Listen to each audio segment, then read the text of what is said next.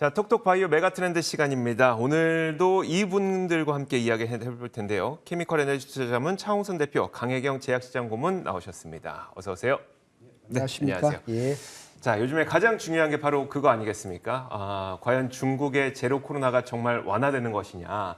일단 보도상으로 나오는 걸 봤을 때는 알게 모르게 조금씩 계속 완화하려는 움직임이 나오고 있는 것 같은데 맞나요? 맞습니다. 지금 계속 얘기는 있었는데 네네. 최근에 중국 관련한 지수들이 많이 움직였죠. 상해 그러니까요. 지수, 홍콩 지수, 센젠 뭐 다 좀 상승하는 거를 보여줬는데요. 지난 주말에 이제 중국 정부에서 이제 이런 발표가 연관 부서가 모여서 합동으로 발표를 했습니다. 그러니까 해외에서 중국으로 입국하는 사람, 그다음에 중국에서 거주하는 사람들을 대상에 적용되는 20가지 방안이 이제 나왔죠. 그래서 이 부분을 조금 이제 설명을 드리려고 하는데요. 좀 구체적으로 좀 눈에 띄는 면을 보게 되면은 아무래도 격리 기간입니다.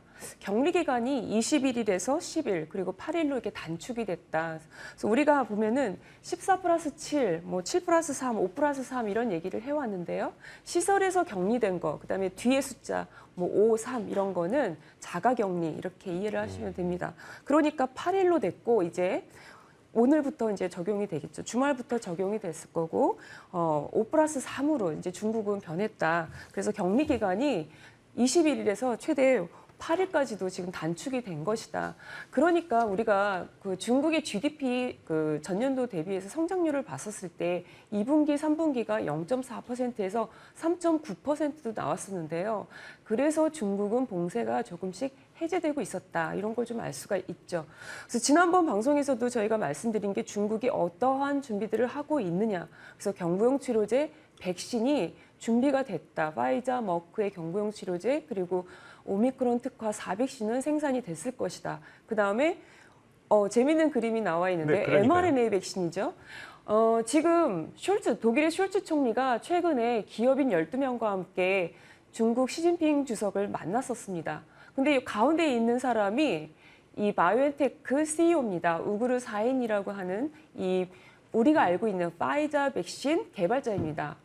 근데 이때 이 만남에서 이루어진 결과가 중국에 거주하는 외국인에게 mRNA 백신이죠. 이 파이자 백신으로 알고 있는 바이오엔텍 백신을 접종할 수 있도록 하는 결과가 나왔습니다. 그래서 외국인들은 이제 mRNA 백신을 맞을 수가 있는데 저희가 또 예측할 수 있는 건 이런 겁니다. 중국 내에 외국인이 접종이 시작된다면 중국 내에 있는 자국민까지도 확대될 수밖에 없다.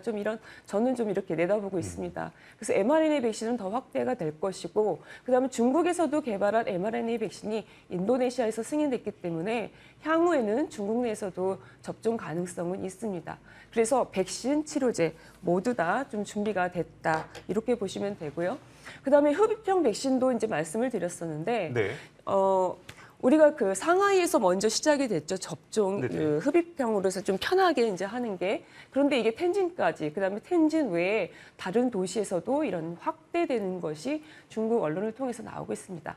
그래서 이런 부분이 중국에서 좀 준비가 됐다. 이렇게 보시면 될 것 같습니다. 알겠습니다. 사실 지금까지는 저희가 뭐 뉴스나 보도상으로 코로나 방역이 완화될 것 같다라는 기사들만 봤다면 이번엔 정말 본격적으로 좀 규제가 완화되고 있는 것으로 보이는데요. 말씀하셨던 것처럼 화이자 백신도 이제 접종이 가능해지는 수순인 것 같고, 그다음에 흡입형 백신도 계속 이제 접종이 확대되고 있는 수순이니까 좀 이번엔 믿어도 된다고 보시는 거겠네요. 중국 그 관계 부처가 네네. 합동으로 발표를 한 거기 때문에 저는 신뢰가 굉장히 높다 이렇게 좀 봐야죠. 우리가 정부 단체가 정부에서 발표를 한 거니까. 네, 알겠습니다.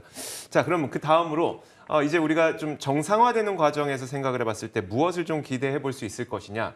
그 가운데 하나로 저는 사실 이 부분도 좀 생각해 볼 수가 있을 것 같아요. 이제 정상화가 되니까 일도 정상적으로 할 거 아니에요. 그럼 예를 들어서 이제 머크의 경우에는 본인들이 이제 일을 좀 정상적으로 하게 될 텐데 여기서 이제 또 그 특허 만료가 되는 약품이 있다고 하더라고요. 그러면 이제 좀 부정적인 거잖아요. 이건 어떻게 봐야 되는 거예요? 그러니까요. 머크의 가장 큰 매출액은 키트루다입니다. 네네. 면역 항암제로 유명하죠. 머크의 매출액의 약 3분의 1은 키트루다에서 나오기 때문에 밸류에이션 할인을 좀 받기도 합니다. 왜? 이 매출액에 대한 비중이 키트루다가 높기 때문인데요. 글로벌에서는 매출액이 높기 때문에 늘 이렇게 눈에 띄지만 기업으로 봤었을 때는 이 키트루다의 비중이 높다라는 게 시장에서 평가할 때는 좀 부담스럽긴 합니다. 그래서 머크에 대한 투자를 하실 때는 이 키트루다의 매출액이 어떻게 이어질 것인지 2028년에 이 키트루다는 특허 만료를 앞두고 있습니다. 그러면 전체 매출액에서는 2029년부터 매출액이 좀 하락할 것으로 예상하기 때문에 최대한 머크가 이 키트루다의 이 매출액을 계속 적응증을 확대해 가면서 어떻게 방어를 할 것인가라는 거에 있고요.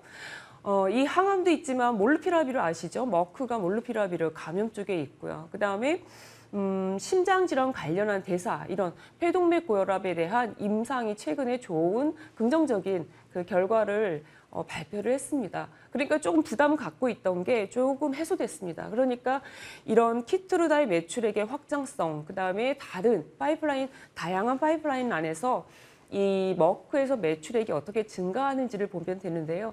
그래서 투자 전략은 이런 쪽을 좀 보시고, 그래서 우리가 일날 릴리하고 좀 비교를 해보자면 릴리는 PER이 40배입니다. 그러니까 알츠하이머 치매, 비만, 당뇨 이런 걸로 해서 꿈을 먹는 기업이고요.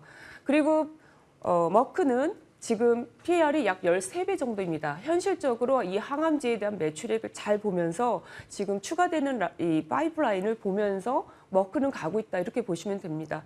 그래서 1년 동안 이 머크의 주가 추이를 봤었을 때 S&P 500과 나스닥 지수하고 좀 같이 이렇게 좀 보면은 머크는 이 키트루다가 이제 나오고 나서부터 좀 비슷하게 가다가 1년 이내에 좀 장기적으로 보면은 머크가 오히려 S&P 500보다 좀 낮습니다. 그런데 1년 이내에 무슨 일이 벌어졌냐면 지금 머크는 수익률이 17% 정도 되고요. 그다음 S&P 500은 마이너스 15%, 그다음 나스닥은 약 마이너스 29%, 거의 30%까지 빠졌습니다. 그러니까 1년 이내만 보면은 머크에 투자하는 게 괜찮았다, 이런 결론을 좀 내릴 수가 있는 거죠. 그래서 이런 부분을 보면서 앞으로 투자에 유의하면 좋겠다, 이렇게 봅니다. 알겠습니다.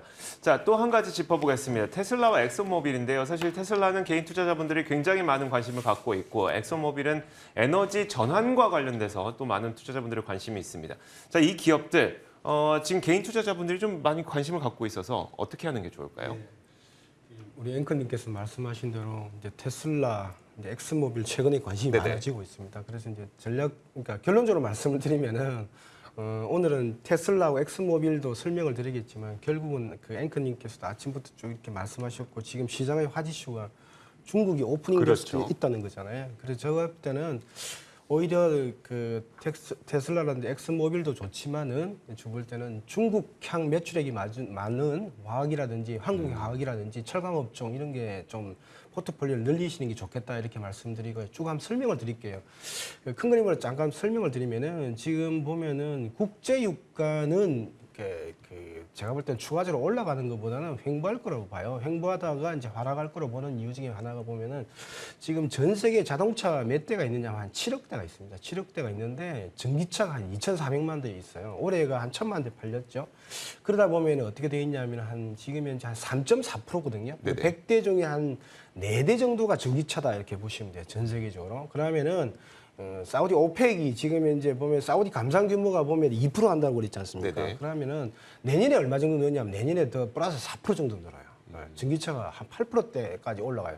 그러니까 7억 대 중에 한 8% 정도까지 올라가기 때문에, 그러니까 오펙이 감산하는 것보다는 오히려 유가의 미래를 보려면 전기차 판매량을 보라, 이렇게 되면 될 것 같은데, 그러면 이제 테슬라가 막 치고 올라가야 될 것 같은데, 유가가 횡보하면서 오히려 아이러니 모순되게도 유가가 횡보하면서 그러니까 전기차도 또 우리가 전기차 기업도 지금 한 23개나 지금 이제 발주가 다 시작하고 있습니다. 그러다 보니까 밸류에이션이 조금 빠지는 형태가 됐기 때문에 테슬라가 조금 안정되었다가 뭐 점진적으로 올라가는 형태가 될 것 같고, 엑슨모빌 같은 경우는 주가 지금 그림을 잠깐 보시면은 테슬라는 빠지고 있고 사우디 아람코도 빠지고 있는데 엑슨모빌만 올라가고 있어요. 네네. 엑슨모빌하고 옥시덴타 페트롤리움만 올라가고 있는데, 그거는 옥시덴타 페트롤리움에는 워렌 버핏 헤드도 좋아하잖아요. 이건 뭐냐면은 사우디 아람코가 PER이 한 12배쯤 돼요.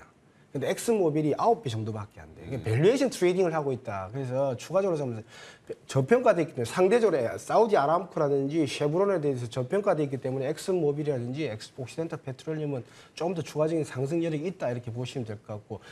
근데 그런데 이제 중요한 거는 지금 이제 그런 상태에서 확 올라갈 수 있는 거, 좀 뭔가 반응이 뜨거운 거는 뭘까 보면은 아까 상해하고 심천 지수를 보시면 알겠지만은 2022년도 올해가 봉쇄가 많았잖아요. 봉쇄가 많았는데 2022년 4월처럼 잠깐 떴다가 가라앉을 것이냐 아니면 구조적으로 중국은 봉쇄를 해제할 것이냐. 제가 볼 때는 봉쇄를 구조적으로 해제할 것 같아요. 이미 그런데 해제가 되고 있다고 생각하셔야 돼요. 왜냐하니까 지금 분기 GDP 성장률이 얼마입니까? 2분기에 0.4% 찍었는데 올해 3분기 때 얼마입니까? 3.9% 찍었어요.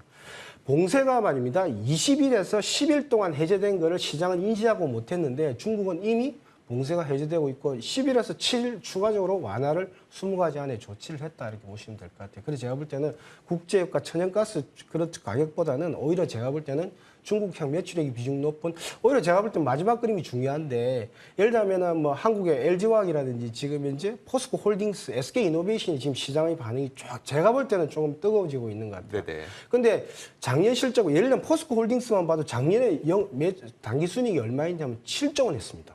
올해 3.5조 원 합니다. 그런데 내년에는 그러면은 중국이 오프닝이 되기 시작하면 얼마냐 하면은 지금 제가 볼 때 7조 원에 육박하거나 넘어가는 실적이 나올 수도 있다 보는데 지금 시가총액이 23조 원? 아이고, 제가 볼 때는 오히려, 그러니까 예를 들면 그런 것입니다. 그래서 LG화학이라든지, 뭐, 포스코 홀딩스라든지, SK 이노베이션 이런 거 포트폴리오 구성하면 네. 좋겠다. 이렇게 보고 있습니다. 알겠습니다. 예, 예. 자, 이렇게 케미컬 에너지 투자자문 차홍선 대표, 강혜경 제약시장 고문과 함께 이야기 나눠봤습니다. 고맙습니다. 예, 감사합니다.